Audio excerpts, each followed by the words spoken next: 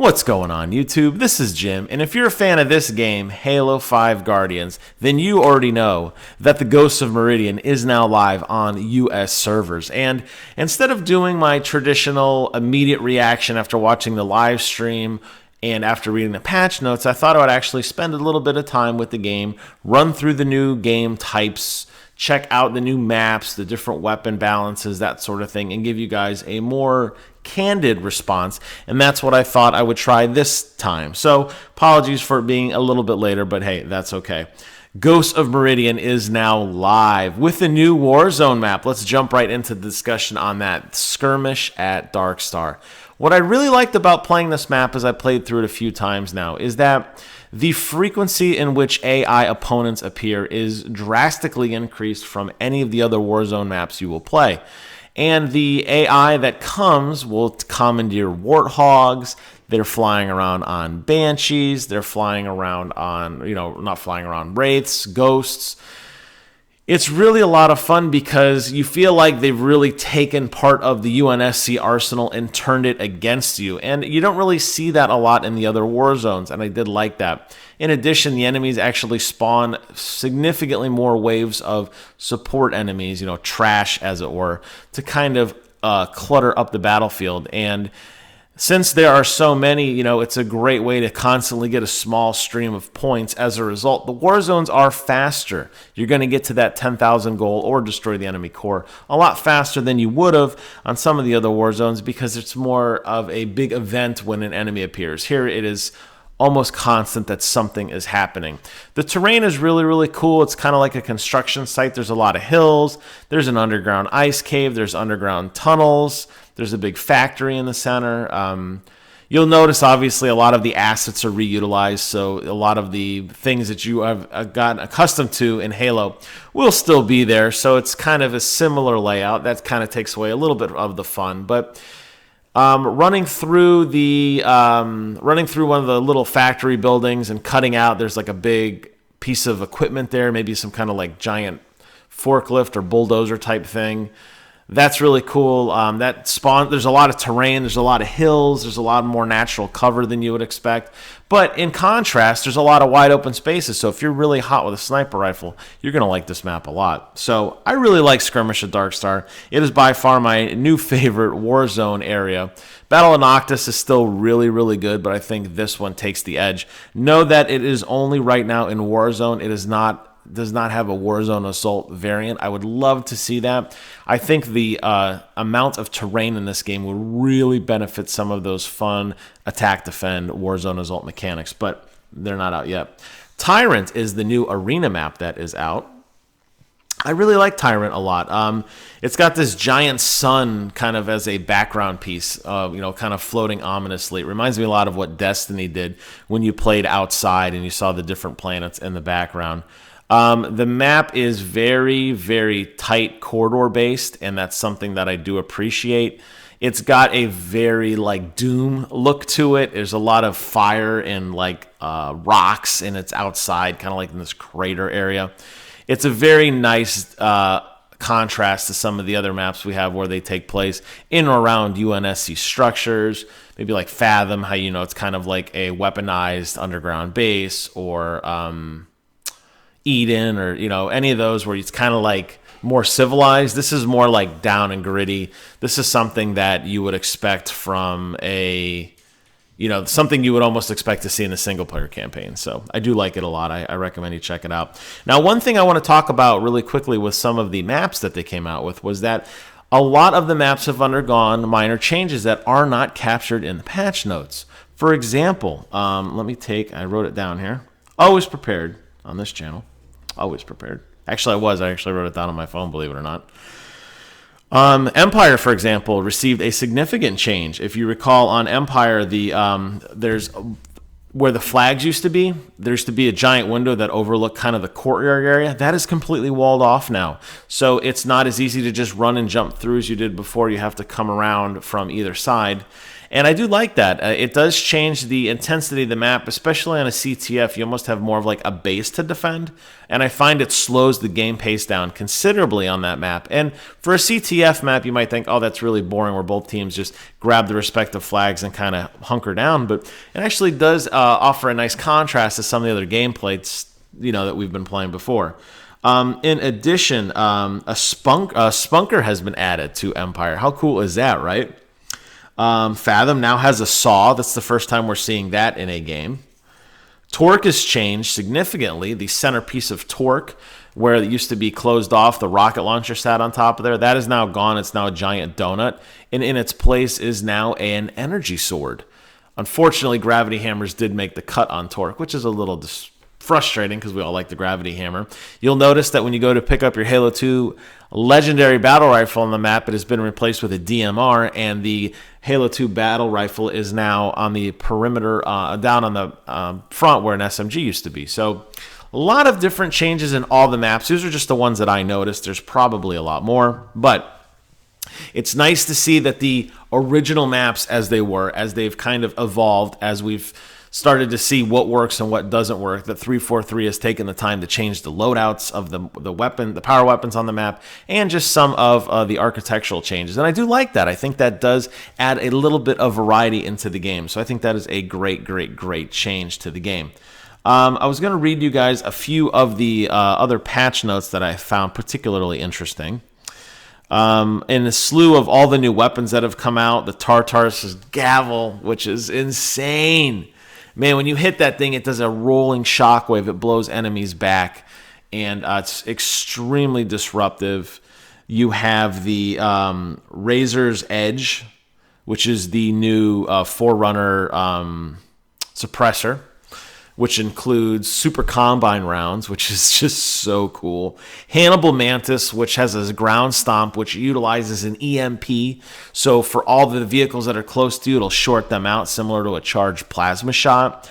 The Hannibal Scorpion has a Gauss type cannon on the front of it, which is just a lot of fun to play with. So some cool new vehicles have made their way into it. I really have to say, if I didn't already say it at the beginning, this is by far the most ambitious expansion. I mean, it really did touch across so many things. It touched across different types of balancing in terms of, the map layouts, the map loadouts, a new arena map, a new Warzone map, new vehicles, new skins, new assassinations, new emblems, which I guess is kind of cookie cutter in that sense.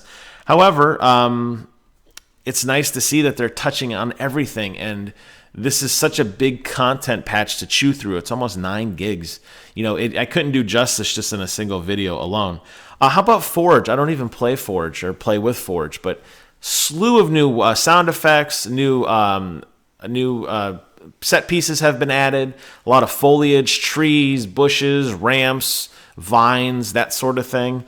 And I think that's going to take the existing Forge community creators, which do an amazing job, and it's going to give them even more tools to make even cooler stuff. And I think that is awesome.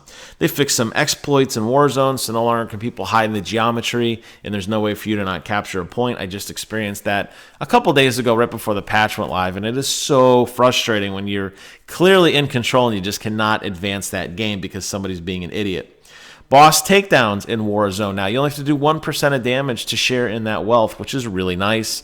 Gives you a little bit of boost of XP and RP on the back end, and it's nice that you can at least do some damage, not feel like you were getting cheated out of, participating in boss takedowns. Gravity hammer is now the starting weapon in Griffball. Just skimming through some of the other things. Here's an interesting one. They added a ping function. It's verbal only, but if you press up on the D-pad, players will chat with you instantly. So if you guys notice, sometimes when you're running around, you'll have other human players playing with you that'll automatically say, oh, I'm reloading, or hey, watch the shot, or scatter shots live, or I spotted one. If you press up in that area, that player will automatically alert teammates and tell them what they see in that area. So yes, you could spam it. It can be annoying. It can be turned off if you don't like it. But I find that it is nice to have some coordination with random players. I suspect the true hardcore players in Halo will be talking on mic, and you're not going to need that. But there's a lot of tools that I personally use, like in Heroes of the Storm, for example. Even when I'm playing with my buddies and we're all talking on TeamSpeak, sometimes you could just ping things without saying anything, and it's nice to have that situational awareness. So I think it's a very welcome feature. Yeah, a plethora of changes. I'm just skimming through some of these. Weather effects have been added to Forge. I think I mentioned all the amazing things that came out with that. You now run faster if you have certain weapons. I know you get a little bit of boost increase now with the sword. You jump higher with Tartarus Gavel. And they did a really cool comparison on the live stream of like two Spartans sprinting to a checkpoint, how fast they jump, how high they jump, that sort of thing. I do like that. I think that they did a really good job with making some weapons even more unique. And I think that you'll find the increase of when you get the energy sword, just that little bit of speed boost makes such a difference. You know, you're playing on like Truth, for example, and you're just winding around some of those corridors at rocket speeds with that energy sword. It really changes up the dynamic of some of the games. So I'm really, really excited for all that. I think this is a great, great, great patch. One other thing that is not yet live, but I will totally be talking about it when it comes out, is we're going to get a little bit of a free preview. Let me find it here on my phone. I'll tell you guys about it briefly. Firefight Beta, which is the kind of the next spinoff of the Halo 4 after game extension, where you're basically humans against AI. They're going to have a free live beta the 14th through the 18th, kind of to fix some of the kinks and see what people like. The 5-day experience will see Spartan fire teams of up to 8 players battle against an onslaught of enemy eye on the Escape from the ARC Warzone map. You and your friends will tackle a new objective in each of the 5 rounds, with each task growing progressively more demanding along the way. And since the mode is fully realized member of the Warzone family, players will have full access to their arsenal and leverage their Rex in new ways against computer-controlled enemies. In addition, we'll offer a brand new promotional pack, the Mythic Warzone Requisition Pack, which will make it even easier for eager Spartans to unlock the most powerful Rex in the system. Welcome to the firefight. You picked a hell of a time to join up, and I think that is amazing. One last thing I just thought of as we were talking about Warzones. They've changed briefly how the Warzone requisition packs drop for the day when you get your first daily for each one. There's no limitation now on what the contents are inside of that. It can be anything. You might score legendary, you might score commons, you might score some RP points. You just have no idea. So I think that is a great way to encourage everybody to stay current, run in there, do your daily, so to speak, constantly engage with this game. And listen, I know this video is all over the place. I tried to write notes. I really did. I put some thought into it. I had notes on my cell phone. I had little notes over here I was going to talk about. But I'll tell you what, it's just so hard with the amount of content. You're just going to have to chew through it. I wouldn't expect another major update. I would argue for 2 months at this point, because there's just so many things that have changed, and the content has really, really, really touched upon every single game mode. They added a new mode this weekend, 3v3v3v3. So that's 4 different teams on one map competing for Slayer supremacy. They've changed the loadouts in Fiesta. They've added the maps. They've added all this content, the new rec systems. It's just impossible to dive into and really make it in a nice logical flow, because it is all over the place. And I think that's what makes it so much fun, no matter what point of the game you're in, no matter what piece of the game you like to participate in, something has changed for you. If you're a hardcore arena player, if you're a hardcore Warzone player, if you like collecting stuff, every aspect of this game has been touched. That's why I said earlier, and I'm saying it again, this is by far, in my humble opinion, the most expansive, rigorous, jaw-dropping expansion we have seen to date on this glorious game we call Halo 5 Guardians. And the best thing is it's absolutely free DLC. Other developers, take note. I have personally spent a significant amount of my money buying into buying into the requisition drops and buying cards and investing in microtransactions. And I feel 100% justified in my purchase when a content drop this expansive comes and really defines and reshapes a lot of the maps you're going to play, a lot of the weapons you're going to touch, a lot of the different pieces of the game that you were going to interact with. And I think that is awesome. So 343, you guys have definitely earned my respect over this whole Halo 5 DLC endeavor. Keep up the good work. And for everybody else out there, get out there and play this game. I think you're going to find that this month, especially with all the stuff I mentioned, is going to really make you just blow your mind. It's a totally new way to play the game. It's Ghosts of Meridian. It is out live right now. Go check it out. As always, I want to thank you guys so much for watching. I can now cross another thing off my list. Expect tomorrow some Darkstar PS Plus gameplay. I've been dabbling in that a little bit, and I have some things I want to say about that. But for today, Halo, go check it out. Thank you guys so much for watching, and until next time, I will see you guys on the other side.